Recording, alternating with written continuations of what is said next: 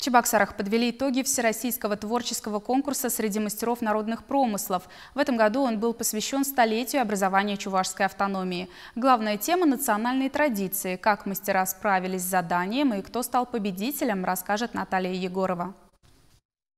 119 участников из 10 российских регионов. Мастера присылали свои работы из Архангельской, Ростовской, Ульяновской, Калужской областей, из Татарстана, Мариэл. Членам жюри пришлось оценивать порядка 690 творений. С каждым годом конкурс мастеров приобретает все больший размах. Особенно радует, говорят организаторы, активность умельцев из Чувашии. Невозможно остаться равнодушным, проходя мимо вот таких вот замечательных вещей. Вы счастливые люди на самом деле, а мы счастливы вдвойне, потому что мы можем видеть то, что вы делаете, до нас доходит.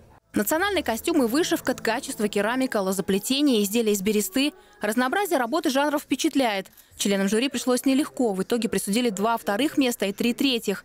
У Ольги Хромовой 2-е место. Росписью по дереву она занимается больше 20 лет. В этот раз мастер представила результаты своих экспериментов с цветом и чувашскими орнаментами. Обратите внимание, цвет, он такой дымчато-серо-синий, что нетипично вроде бы для чувашского орнамента, да? Но в то же время, так как сейчас уже 21 век, мы же экспериментируем, всегда интересно вносить холодные оттенки в чувашский орнамент.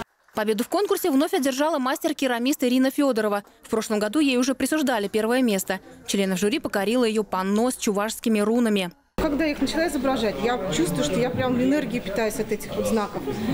Вообще, знаете, вот делаешь, а потом, когда на них уже в конце смотришь, и они прям питают, и хочется еще делать.